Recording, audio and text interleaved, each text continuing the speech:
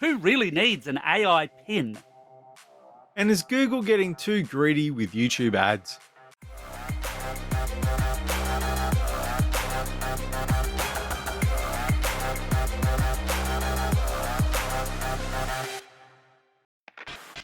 Hi there. Welcome back to Vertical Hold, Behind the Tech News, the award winning tech podcast where we catch up with Australia's leading tech journalists and commentators to dive into the big tech stories of the week. I'm Alex Kidman, and I'm joined, as always, by Adam Turner. Hey, Adam, good news. This week, AI has done it again, winning a major award. It has taken an award, though, in dictionary form, because there's an all Okay. new definition for hallucinate, as per the Cambridge Dictionary, which has declared that hallucinate is the word of the year. But we're not talking about the kind of hallucination, Adam, that you have when you eat too many of those mushrooms that grow in that gully down the back of your place. Hey, each In, to their own. I wasn't judging. I wasn't judging. I was just explaining. Instead, this is to do with how AIs hallucinate. And namely and specifically to quote, when an artificial intelligence hallucinates, it produces false information. So, Adam, once AI has taken over the dictionary, is it time for humanity to admit defeat? Nah, I think we need to fight back. No one makes up like us. I've seen plenty of people hallucinate under oath. We can fight this. You feel like this is a battle we can win, and you're going to be Absolutely. hallucinating John Connor, are you? Yes, it's a race to the bottom, and my money's on us. We're also joined in the virtual Vertical Hold studios by a man who I know is quite interested in linguistic shifts. From Finder, it's Angus Kidman. Gus, should computers and AI be allowed to take over the language? Well, I, for one, welcome our new hallucinatory overlords. And this is because this is nothing we haven't seen a million times before. Think of a word like mouse. Think of a word like pointer. Think of a word like drag. They all used to mean something exciting and potentially filthy, and now they're just computing terms. So I think it's just a phenomenon we have to get used to. Gus is here to talk about ads and specifically the ways that Google's trying to get you to watch more ads on YouTube or pay more for the privilege of not doing so. First, as we are wont to do here at Vertical Hold, we turn our eyes to the world of fashion. Yeah, you didn't see that coming after 456 episodes, did you?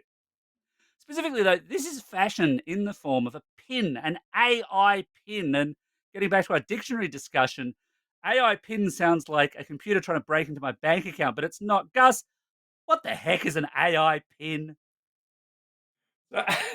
Yeah, it's a very reasonable question. So the AI pin in particular goes by the name of Humane and has the very bizarre web address hu.ma.ne. So they probably spent all their money getting the domain name, maybe not so much money on the tech.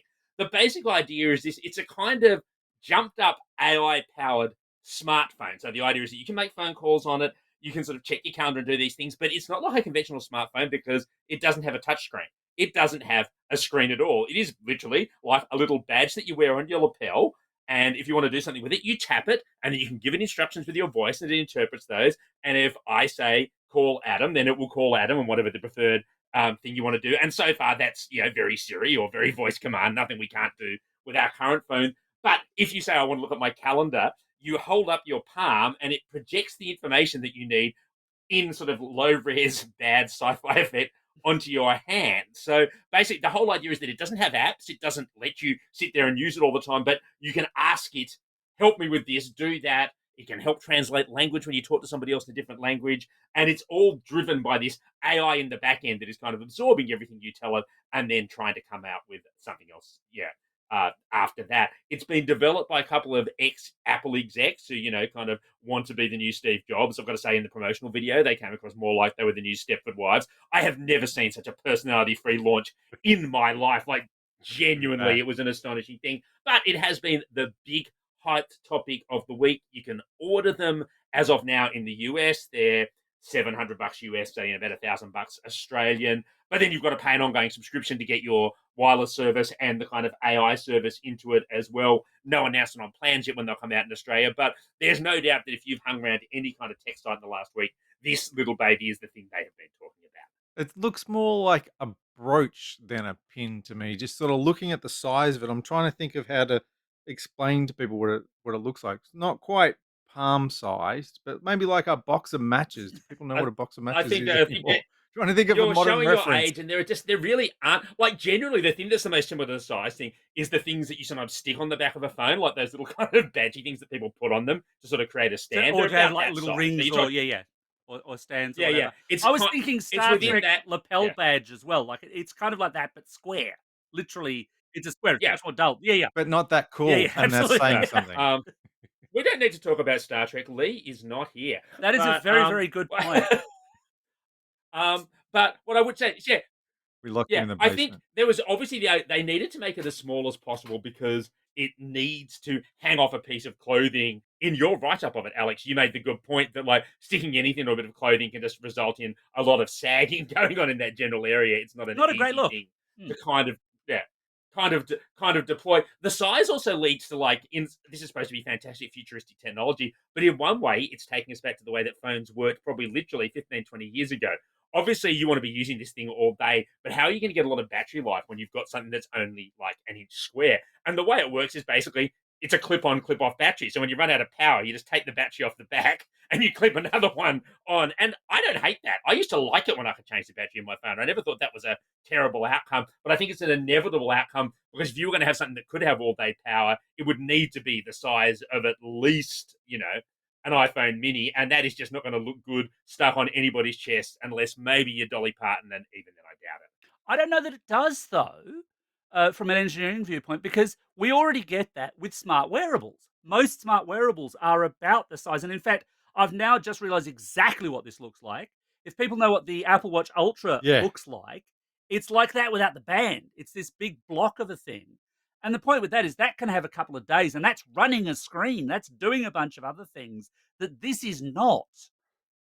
But it's not doing a lot of thinking. I think that's the thing. And it's not doing a lot of projecting. Remember, light output that's going to do that is actually a bit of a drain. So, yes, you would hope the battery technology is going to improve. And yes, in some ways, describing it as a wearable is the right category to put it in because it seems to me this is not a thing that is going to replace my phone. This is not a thing that I'm going to find useful for serious absorbing of information. But in the same way that my smartwatch might be a handy thing to just look at that quick text message I've got from someone that I don't need to deal with in detail. If it says, if it does a little vibrate or something, and you go, oh, I've got a new message, and I tap and say, who's the message from? And it says, oh, Adam just sent a message to tell you you're a pillick. I'll go, okay, so business as usual. And yeah, Get to that but later. I can see it being an accessory, and it is priced more like an accessory, I guess. It's a sort of comparable price point, but it does feel like so much new tech in that it feels like it's a kind of concept that's not quite sure what problem it is actually solving. I don't think it's solving any problems. If there was no such thing as a smartwatch, this might almost make sense as a stepping stone to the smartwatch because the idea of a smartwatch in one of its roles is basically to be a smaller secondary screen for your phone so you don't have to reach for your phone all the time when you want to do things. That sounds what this thing's But like as well. worse. But if I've already got a watch on my wrist, yeah, if I've already got a watch on my wrist that does 10 times as many things 10 times better, I just do not see the space for this No, thing and at it's all. interesting. A lot of the way that it's been promoted, and a lot of the kind of the backstory is, oh, we're all terribly addicted to our phones, and they're trying to flog the idea that, oh, look, you don't really need to be living in this world where you're always in apps and you're always staring at your screen. This will be a way for you to consciously take control, and you take control by giving all the control to an AI. So I think that's where that analogy really falls down in a fairly Yeah. fundamental way. But that, the notion that is being presented is, oh, this isn't a world about apps and about. It's not about having something that complements your phone. It's about, oh, this is a different experience. And yeah, maybe that's an interesting esoteric argument, but I hate to tell the absolutely charisma-free Humane founders that that ship has sailed. Like we are already all hooked on our phones. Like we are not stopping that anytime soon. It sounds like it wants to be a little Google Glassy as well because it's got a camera in it. Does it want to record video all the time? Does it want to be one of those life blogging things? Remember they used to have that you wear around your neck, like the body cams that the cops wear, or is it for taking like where It does that doesn't fit in? particularly because obviously the potential for you to walk around with your badge recording the entire room gets everyone screaming privacy horror. Um, it has a little light that goes off when you're using it, and you have to actually activate it. It is not doing stuff most of the time. The claim is that it only records information Yeah. when you specifically tell it to. So, yes, if you were standing in front of the stage and you kind of thought, I want to take not a selfie, but like a kind of, here's where I am, you could tap and say, take a picture of this, and it'll do it on its widescreen camera, and you won't know what it is, and it will be a bit of a debacle, I think. Given where you're wearing this thing, of course, it's not going to be a selfie. It's going to be a booby. Yeah. Yeah. Well, I really was Yes. thinking, like, I just think this would, yeah. There's your market right there. Okay, we've solved who this But is aimed at. Perfect. Big I wanted market. to touch on the whole laser projection thing because it strikes me this is creating two entirely new, terrible problems as well. Firstly, I never want to be in the cinema with anyone with one of these things because they're going to be lighting up their hand Oh, and pretty much the entire room anytime they get a message. But secondly, I don't want one of these things for when I'm getting a private message because suddenly it's on my hand where, frankly, the guy next to me on the train can read it. I think at that point you have to be thinking you're going to listen through your Bluetooth headset and say, "Hey, this is a private message." And of course, you trust the AI to work out, "Oh, okay, this is from my mistress. I really don't want that one getting projected in the cinema." So you've got to let it in on all that stuff. So look, and coming back to our word of the year, hallucinations are a big problem because it can do these smart alecky things where it will answer questions for you. It has this feature where if you hold up your food in front of it, it will tell you what the calorie content of that food is. And there's already been all of the demo videos where the hallucinations are really spectacular. Like it absolutely suffers from that problem. And I think it suffers in a worse way than even if you're using one of the more conventional generative AIs because you're not in a context where you can easily go and check that stuff. At least if you're looking at something on screen, If you can go, only look, I I had a might just go phone and in put my that in pocket the Wikipedia. whole time. I mean, mm, gee, yeah. Um, you also mentioned that it's not just was it US 6.99 asking price, and let's face it, US 6.99. We're getting up into high mid range, even low premium phone money here. But there's also a subscription because, of course, there's a subscription. Everything is a subscription these days. Do we know what this thing will do if I say to Humane, look, I'm not loving paying you 24 US 24 bucks a month. Will it do anything without me paying the money?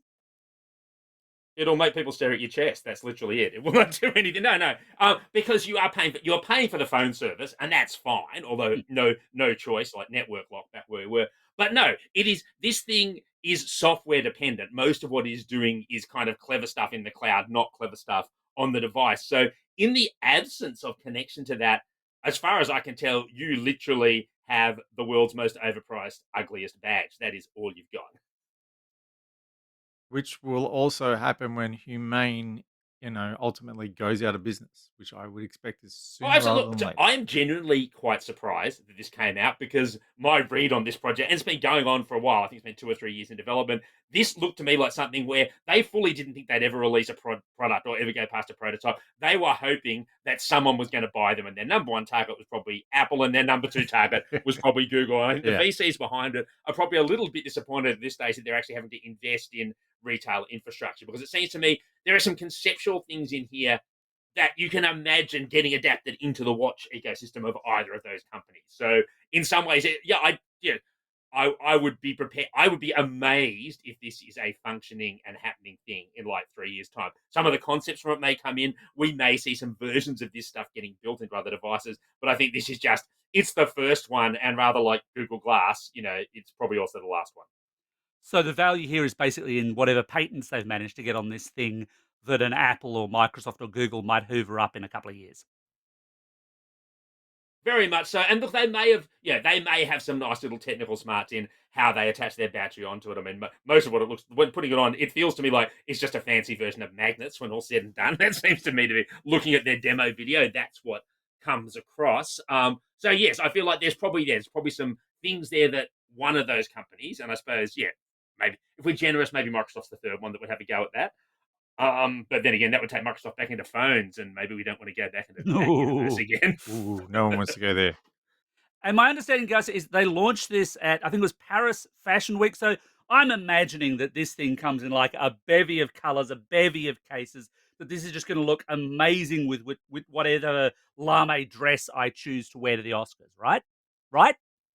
No, see, you've misread that. You forget that, like, that's what it looks like on the runway. But at Paris Fashion Week, all the fashion editors wear nothing but black. And that is almost what you're getting in this context as well. I think you get a black thing, a kind of slate grey thing, and a kind of off white thing. So it can be displayed. Naomi Campbell was wearing it, and genuinely, if you didn't zoom in on that thing, you just assumed that was a button that had gone a bit rogue. So, Gus, nobody likes watching ads. And there's two ways to go about it. You either give somebody some money to make them go away, or you find a way to hide them.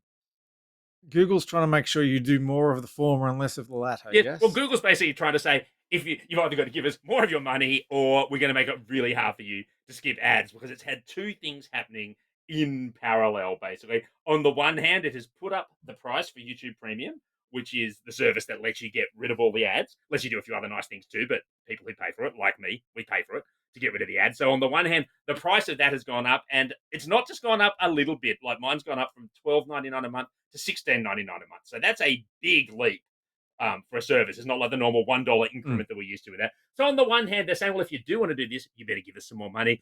On the other hand, it's getting much more aggressive in stopping ad blockers. So that if you're trying to use an ad blocker within YouTube, you're increasingly finding that, oh, it will say, oh, hang on, we can't really share this video because we think you're trying to get around this. So why don't you consider signing up for YouTube Premium? And not only does this extend to ad blockers, we've even seen it extending in some instances to browsers. So I think some Firefox users have reported that if they're just trying to watch YouTube in Firefox, because Firefox has a few more privacy protections built into it than, say, Chrome, for argument's sake. Google's interpreting is that, oh, well, no, that's not great because we need to know a bit more about you so we can show you this terrible ad for Curtis Stone in the middle of whatever it is you're watching. So I'm trying to picture how, because I honestly don't look at that many things on YouTube these days. So the ad blockers for YouTube, they're not trying to block like ads as in you would get on a page. They're trying to block the pre-roll and The mid-roll Absolutely, yeah. pre-roll and ads so they interstitial, skip straight yeah, over them. and that's what's tricky about. I mean, it's an area where YouTube can control this better. Obviously, on a page, ads show up and they've got certain identifying characteristics and they can get pulled out. It's Yeah. harder with YouTube. I won't say it's impossible because you've got encrypted information coming down the line and it's tricky to know, well, when does the video start and the ad end for certain parts of this content? And it's a little bit, it's cat and mouse as most ad blockers are. Like YouTube works out a way to stop that working. The ad blocker comes back in and sort of tries to work around that.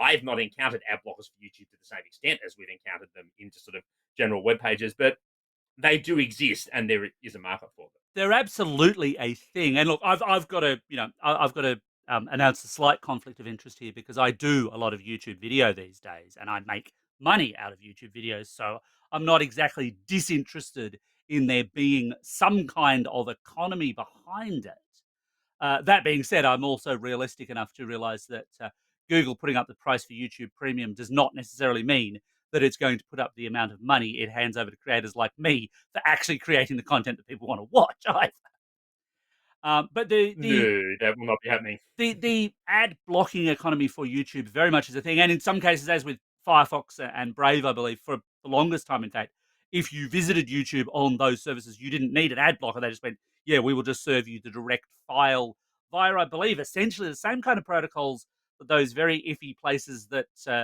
and applications that want to let you download YouTube videos are using, because ultimately there is a file of whatever the gorgeous kittens doing cute things video that you chose to watch sits as a single contiguous file on YouTube somewhere, and they're just basically serving that up, and Google's more or less just going, nah. Yeah, that's where it is. And yes, I've got some like you. I've got some sympathy with it. I'm kind of like, look, YouTube gives you an option if you want to watch it and not pay anything for it. You put up with the ads. If you don't want to do that, you pay for it. I mean, I'm going to continue paying for it because I watch quite a lot of YouTube, and for me, it's worth it. It's also interesting that I know some people they get YouTube Premium so they don't have to get Spotify. For Because them, you it's get a the two in music one. They as get well. the ads out of that, Although and you get YouTube Music, which is YouTube not music's absolutely not everything. as good. Not But as good. it's not as good, but for someone who's not a big music fanatic but just Mm. wants access to a lot of obvious and popular things, it's pretty good for that. And if you were in a budget frame of mind, you might do that. So I think that will go on. In some ways, it's one of those messy things where you go, oh, are you doing the best thing here, Google? No, probably not. Is anyone going to stop you? No, probably not. Like, it's just it is what it is. Do you think anyone primarily pays for it for the music? What are the other things that it I does? don't think anyone would pay for it solely for the music. If you were into music, you would pay for Spotify or perhaps for Apple Music, perhaps for Tidal if you're I mean, into it high used to be a performance. split play. There used to be you used to be able to subscribe just to YouTube Music, or as it was then, I believe Music. YouTube No, Red. But yeah, Google, you and there was and it was Google Google Netflix. Play Play Music Music, and and It's they've YouTube typical changed Red, it so Google and many too it many times. was all services, too many names thing. Yeah. no. So Yeah. the principal benefits you get from subscribing to YouTube Premium now, I'd say they're basically twofold. One is, yes, you just don't ever get ads in it, so that's fine. The second thing, and I like this as someone who travels a lot, you get the ability to download any YouTube video you Mm. like and watch that on a plane and so forth. And so for me, that's a significant benefit. There was a point when in the early days of it, I think it was YouTube Red, some of those shows were only available to premium or they came out on The big premium one, yeah, first. the big I think one, yeah. that's largely disappeared now. Cobra Kai. Yeah, Adam, exactly. The big one there was Cobra Kai. That was the only success that they had at that time, and it certainly Which is now that's That's on now on another Netflix, so service. I yeah, saw that's it yeah. pop because up yeah, somewhere. that's precisely Netflix, yeah. because YouTube funded the first season or so of it, and then just went, "We are completely pulling out of this market." And I think it's Sony How Pictures, if I Google. remember correctly, does that. Basically, had the rights to shop it around to other places.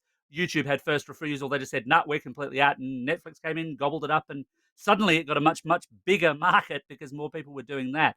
Gus, it's interesting though. I mean, you mentioned you pay for YouTube Premium. I do not, and I will say this: not only are they getting more aggressive on ad blocking, and again, content creators. So please, support your local content creators either via patronage or whatever, or by watching the ads and clicking on the ads because we need to eat too. That aside, I have noticed that YouTube is also getting a lot worse for ads. Like, it's not just the question of I don't want to see the ads, it's stop giving me ads every 60 seconds, please. Yeah, and I think that's the thing. Like, ultimately, if it's the free thing, you do that, and there's not obvious breaks for it. For the most part, if you're on Spotify free, Mm, the ads are between the songs. You accept that you can have the experience of a song before mm. you get interrupted. So in the end, it's just like listening to bad commercial radio, effectively. If you're on Spotify free, um, Is there any other um, kind? topic for another time. But yeah, I think there is definitely that challenge that with YouTube, it can be, it is rare to non-existent to see the ad breaks come in. Again, not a YouTube exclusive problem. If you want to see badly inserted ads annoying you, then look no further than SBS because they make an absolute meal of this as well. So it's a tricky problem to solve. So yeah, I mean, at the end of the day, this is not something that a whole lot of people do. I was digging through our consumer stats for what streaming services people use, and 7% of people pay for YouTube in Australia. So it's a way down the list of things that people actually have on their list. So I have a feeling that if you want it, you'll probably keep paying for it. Like, it's already a specialized enough market, but I could be proven wrong, and YouTube may not care if they're still making some money out of the advertising. They'll go, well, if we don't get you with one hand, we'll get you with the other. Well, that just about wraps up another episode of Vertical Hold. Thanks to Gus for joining us again this week. Pleasure as always. And now, of course, Gus, is the time for you to plug whatever you'd like, where you are on social media, where people can find your work. And I can't think of a third question, so you'll have to come up with the third yourself this week. Run a tight budget. Clearly. And yeah, social media, is that still a thing? Wow, I'd forgotten all about that. So yeah, so you can find my my stuff about tech and about finance and things of that ilk. You can find on finder.com.au. My longer rants about Enid Blyton's secret identities, you can find on anguskidman.show. And okay, so for the question I'm going to answer, it's like, okay, what's the best series of Enid Blyton books? Because I've just put Enid Blyton into this, so I'm just going to totally hijack that. And go, and most people go to Famous Five. It's not. It's the Five Findouters and Dog, which is actually a series that came out at the same time, only 15 books, but well worth getting into, albeit not getting remade on an expensive BBC series, which is in fact the case with the Famous Five, which is reappearing on Stan next month, I think. So no doubt next time Malk's on, he'll be able to talk to you all about that. And of course, if you want to catch up with us, you can do so at the Vertical Hold webpage via Facebook. You can find Adam and I across various pieces of social media, or you can just go and shout out your window if you really, really must. But we may not be able to hear you unless you're very close. Thanks everyone for dropping by, and drop us a line. Let us know what you think of the AI pin. Let us know if you think Google's been a bit too greedy with their ads. Just let us know what you think about life in general.